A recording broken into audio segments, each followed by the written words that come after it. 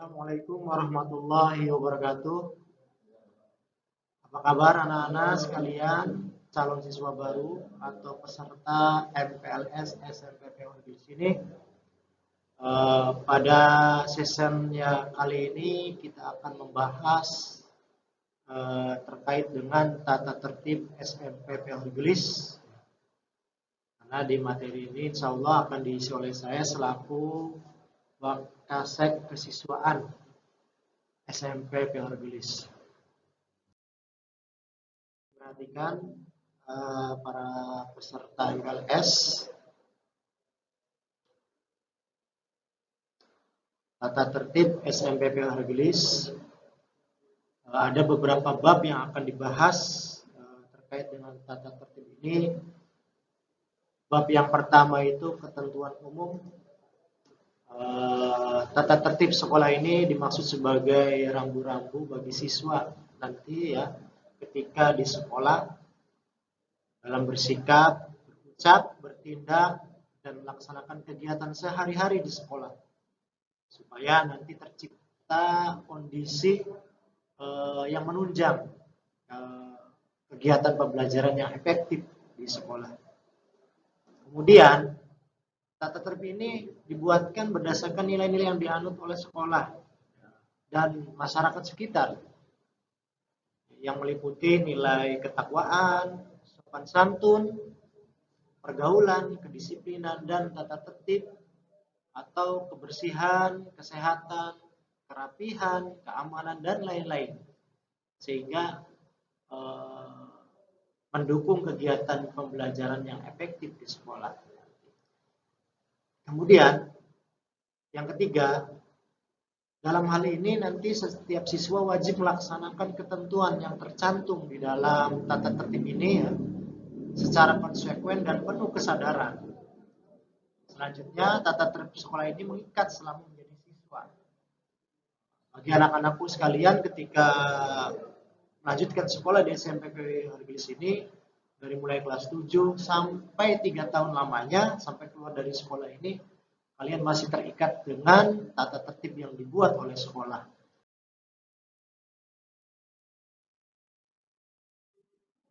Pada pasal 1, pakaian sekolah, nanti kita akan membahas terkait dengan pakaian sekolah.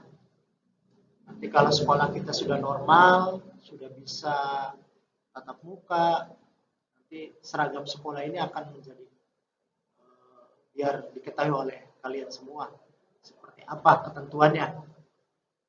Siswa wajib mengenakan pakaian seragam sekolah yang ditentukan. Ya, ketika nanti sekolah sudah normal, berarti mengenakan pakaian seragam sekolah. Kalau sekarang dengan daring dan luring itu masih tidak berpakaian seragam, masih bebas. Seragam sekolah ketentuan umumnya kalian bisa melihat yang pertama harus sopan, rapi, sesuai dengan yang ketentuan yang berlaku ya. Baju warnanya kain yang yang tidak tembus ya. Kemudian dengan ada potongan kerah berdasi, memakai bed ya, hijab, logo sekolah, ini atributnya sudah harus dilengkapi. Kemudian topi sekolah sesuai dengan topi sekolah kita, ikat pinggang juga sudah ada. Kita sudah menyediakan topi, dasi, rompi, ikat pinggang, semua sudah tersedia di sekolah. Tinggal nanti kalian bisa membelinya. Kemudian kaos kaki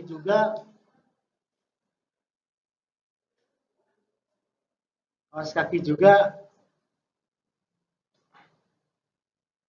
sudah ditentukan tidak sembarangan. Sini kaos kakinya harus putih, sepatu hitam, bentuknya Mayor atau NB dan sejenisnya.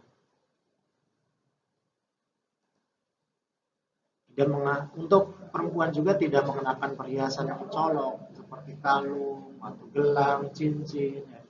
Dikhawatirkan nanti hilang atau ada yang mengambil. Pakaian sekolah juga sudah ditentukan, tidak terlalu tipis. Kemudian seragam yang dipakai, kami pihak sekolah sudah menentukan seragamnya ketika nanti sekolah normal. Nah, mulai dari hari Senin Selasa menggunakan putih biru berdasi, rompi, dan topi. Ya, hari Rabunya menggunakan putih hitam berdasi hitam, Kamisnya menggunakan baju batik, ya celananya hitam. Untuk Jumatnya baju takwa, dan hari Sabtu menggunakan pramuka lengkap berdasi. Ini nanti agar dipersiapkan harus dimiliki oleh para siswa agar nanti di pembelajaran normal sekalian sudah punya. Ya.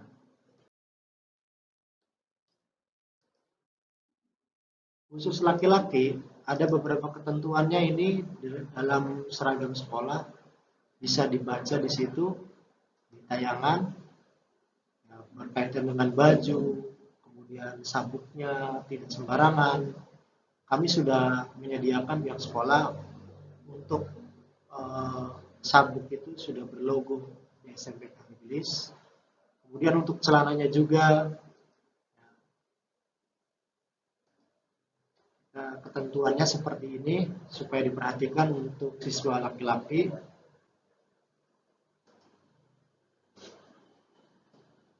Untuk celana tidak sampai disobek cutbray, tidak dijahit cutbray, kemudian benangnya sesuai dengan warna kain, jangan sampai berbeda. Potongan celananya ya sudah disepakati yang ditentukan oleh pihak sekolah, sehingga para siswa nanti dalam berpakaian itu tidak berbeda-beda. Khusus perempuan dalam berpakaian ini ada perbedaan, bisa dibaca terkait baju saja. Untuk perempuan itu kan bukan lengan pendek tapi lengan panjang.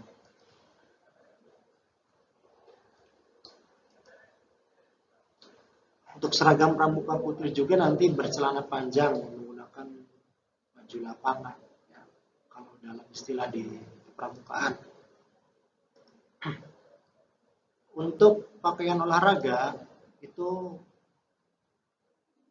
untuk pelajaran olahraga siswa wajib memakai pakaian olahraga yang telah ditentukan sekolah. Jadi dipakainya ketika ada pelajaran olahraga. Di luar pelajaran olahraga, para siswa itu tidak menggunakan kaos, jadi langsung salin bajunya seperti baju yang telah ditentukan setiap harinya. Hanya di pelajaran-pelajaran atau waktu-waktu tertentu siswa itu menggunakan seragam olahraga. Untuk pasal yang kedua, kita tadi sudah membahas terkait dengan seragam, ya, aturan seragam di sekolah. Yang kedua ini, pasal yang kedua itu kita kaitannya dengan rambut, kuku, atau tato atau make up. Ini perlu diketahui. Larangan bagi siswa punya panjang ini ya, jelas. Kemudian mengecat rambut atau kuku untuk perempuan biasanya. Bertato khusus siswa laki-laki. Dalam hal rambut ini sudah ditentukan. Jangan sampai menyentuh bulu mata bagian depan, kemudian bagian samping jangan sampai menyentuh telinga atau sampai kerah telinga ya di belakang. Ya. Kalau bisa modelnya 32 ya. Tidak dikuncir.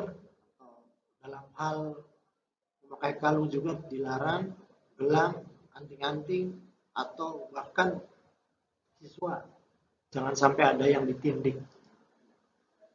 Khusus untuk siswa perempuan, ini ya perlu diperhatikan, boleh menggunakan bedak, tapi jangan sampai make up-nya sampai tebal. Jadi hanya bedak yang tipis saja. Untuk pasal yang ketiga, itu terkait dengan masuk dan pulangnya sekolah.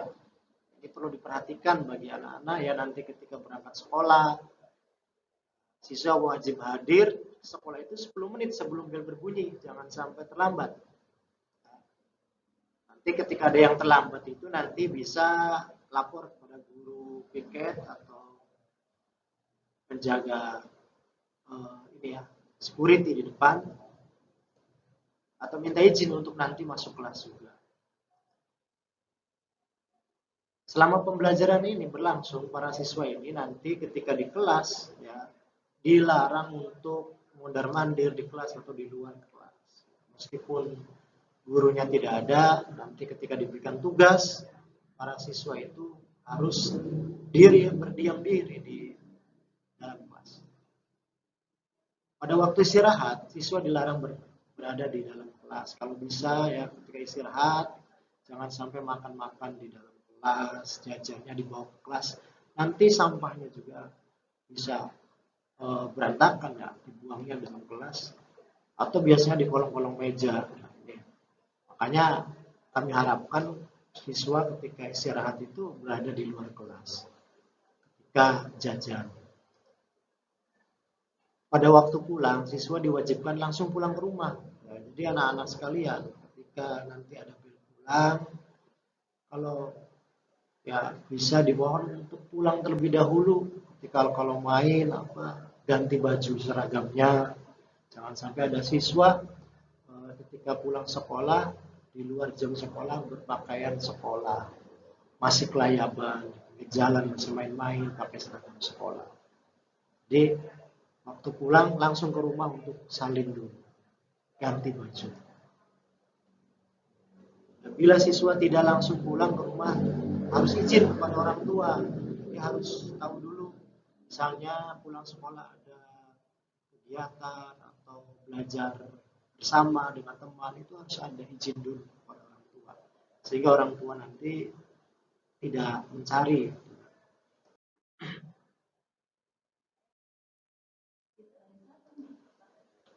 Untuk pasal yang keempat, terkait dengan kebersihan, kedisiplinan, dan tata tertib.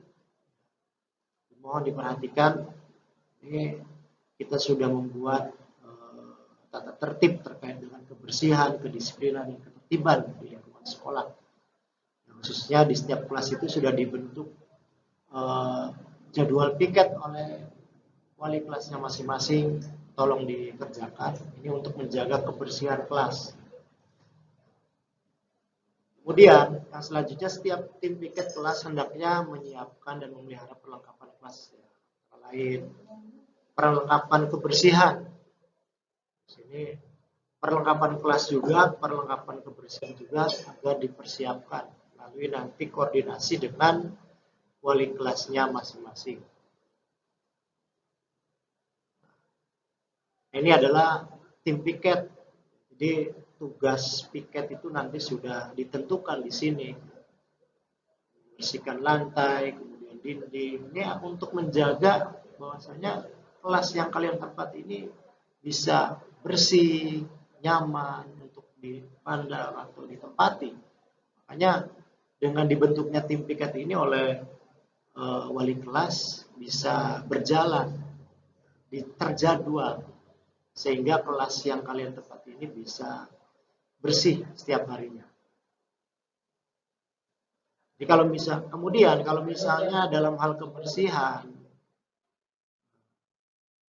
melaporkan kepada guru piket tentang tindak-tindakan pelanggaran di kelas, misalnya coret-coret tembok, berbuat gaduh, merusak benda-benda yang ada di kelas, dijaga sehingga tidak hilang, tidak rusak. Apalagi mencoret-coret tembok. Jangan sampai kalian mencoret-coret tembok sehingga ya tidak nyaman dilihat.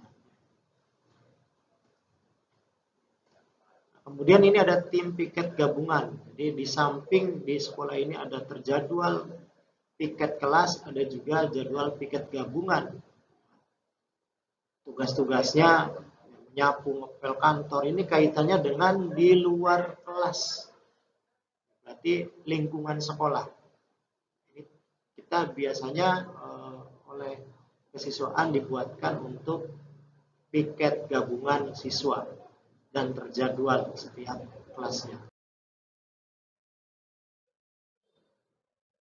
Kemudian setiap siswa juga membiasakan membuang sampah pada tempat yang telah ditentukan untuk menjaga kebersihan di lingkungan sekolah. Ya, jadi para siswa agar bisa membuang sampahnya di tempat sampah, tidak sembarangan.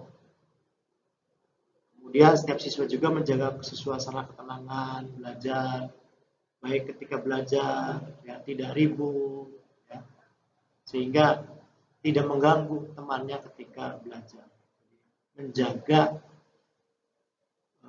kedisiplinan di kelas untuk tidak ribut canda. Setiap siswa juga mentaati jadwal kegiatan sekolah seperti penggunaan dan meminjamkan buku di perpustakaan atau menggunakan laboratorium, lab komputer, ya, dan sumber belajar lainnya.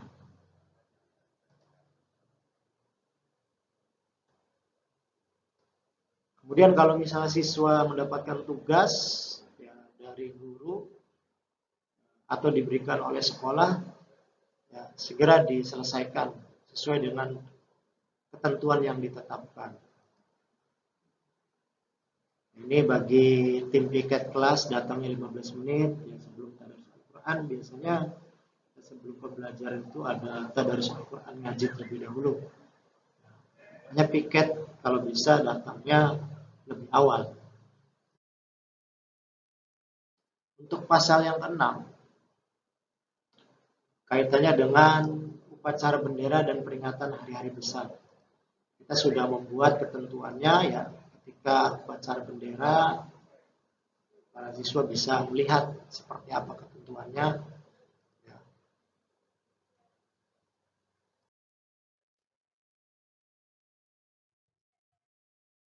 Untuk pasal ke-7, larangan-larangan yang perlu dihindari oleh para siswa ya, dalam kegiatan sehari-hari di sekolah. Pertama, siswa dilarang untuk keluar tanpa izin. Jadi ketika nanti keluar sekolah ada keperluan harus izin, diketahui dulu oleh guru piket terutama. Kemudian dilarang untuk terlambat sekolah, dibiasakan untuk datang tepat waktu. Atau alfa tidak masuk sekolah tanpa keterangan. Jadi ketika para siswa ini tidak berangkat, kalau misalnya sakit ada surat izinnya, ada surat pemberitahuannya ke guru, ke sekolah, pihak sekolah. Kalau misalnya tidak ada keterangan, maka dianggapnya alfa. Siswa juga dilarang untuk makan di dalam kelas, membeli makanan waktu pembelajaran. Jadi untuk kedisiplinan. Berpakaian seragam tidak sesuai dengan ketentuan sekolah. Seragam juga harus yang sesuai dengan ketentuan sekolah, tidak semaunya. Membuang sampah tidak pada tempatnya. Ini adalah larangan-larangan ya, yang harus dihindari oleh para siswa.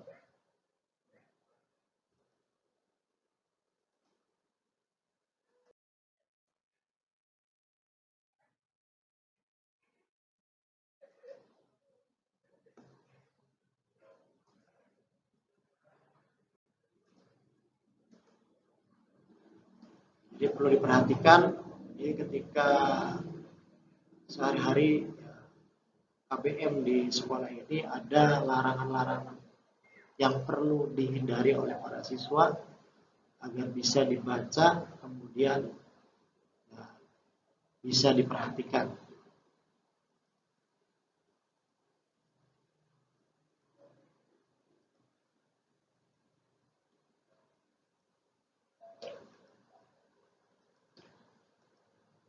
Jika ada larangan berarti nanti siap ada sanksi ketika melanggar. Untuk bab yang kedua itu pelanggaran sanksi dan penghargaan. Di sini sekolah juga membuat sebuah ketentuan ya, untuk siswa dalam hal pelanggaran. Ketika ada pelanggaran, kemudian pasti ada sanksi dan juga ada penghargaan bagi siswa yang terbaik, siswa yang taat terhadap aturan sekolah. Di sanksi-sanksinya bisa berupa teguran, kemudian teguran secara lisan, atau teguran secara tertulis membuat surat pernyataan ketika ada siswa yang melanggar tata tertib sekolah, Bisa juga berupa penugasan, ditugaskan untuk apa ya, sanksinya, dan bisa juga sampai adanya pemanggilan orang tua. Nanti akan diberikan surat dari sekolah, yaitu orang tuanya akan dipanggil. Atau juga bisa kalau pelanggarannya sudah fatal, maka siswa juga bisa akan dikeluarkan dari sekolah. Makanya ya, Bapak harapkan tolong tidak melanggar. Nanti kalau melanggar berarti siap ada sanksi-sanksi yang akan diberikan oleh pihak sekolah. Atau sanksi nanti akan terlampir, Bapak akan tampilkan seperti apa ya antara pelanggaran dan sanksinya. Untuk pasal yang 10, pelanggaran. Pelanggaran ini setiap pelanggaran yang terjadi di sekolah kita pasti akan dicatat di buku khusus pelanggaran dan akan diberikan nilai ya, atau poin. Kemudian akan dibina oleh kesiswaan atau nanti juga oleh guru kelasnya, bahkan bisa juga oleh Bapak Kepala Sekolah. Ini pelanggarannya itu membuat menandatangani buku pelanggaran, ya. Atau jika misalnya nanti melanggar lagi, diulangi lagi, nanti poinnya akan bertambah. Nah, menandatangani surat pernyataan yang kedua, tahapan-tahapan sanksi ya untuk pelanggaran. Ini skornya, jadi ada beberapa poin skor yang ketika pelanggaran ini terjadi dilakukan oleh siswa.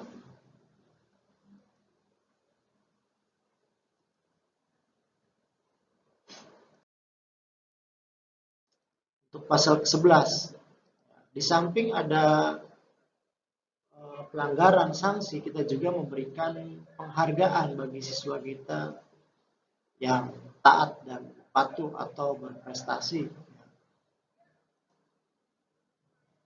Itu bisa jadi berupa pujian atau hadiah barang langsung. Biasanya ketika anak-anak siswa yang berprestasi, ya, yang ranking oleh wali kelasnya akan diberikan berupa hadiah barang. Atau berprestasi di tingkatannya di kelas 7, kelas 8, dan kelas 9. Itu ada juara umum. Nanti akan diberikan juga reward atau bonus ya bagi mereka yang berprestasi.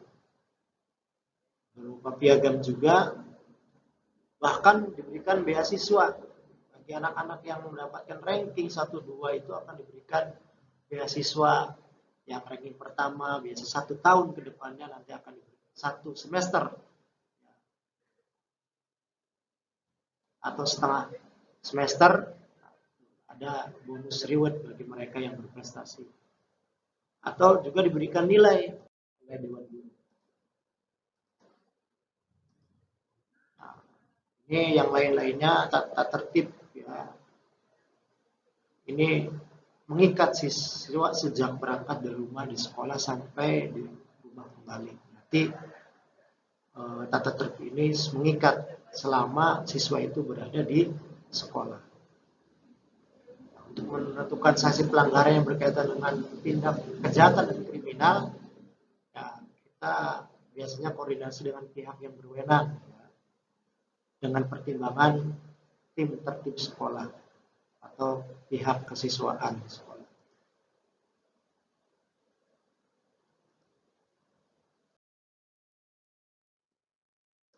Nah, inilah urutan pelanggaran dan hukuman.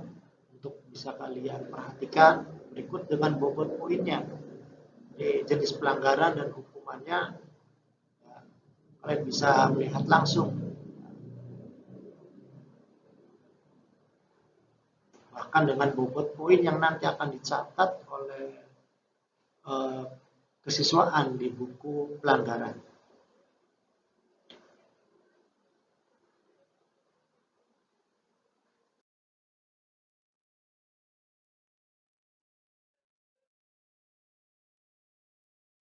Ya, inilah poin 10, 11, dan 12. Ya. Jadi, terkait dengan aksesoris, barang yang dibawa atau membawa handphone. Ya. Tapi kalau selama pembelajaran daring, siswa boleh membawa. Bahkan harus punya HP. Tapi kalau untuk normal nanti, setelah tatap muka dengan guru di kelas, ya diharapkan jangan dibawa HP-nya, takut hilang. Kalau misalnya dia bawa HP, ketahuan nanti akan disita. Poin 13 terkait dengan rambutnya gondrong panjang ya, kemudian merusak nama baik sekolah juga, yang lain-lain. Kalian bisa memperhatikan di sini terkait dengan pelanggaran dan sanksi ya, atau poin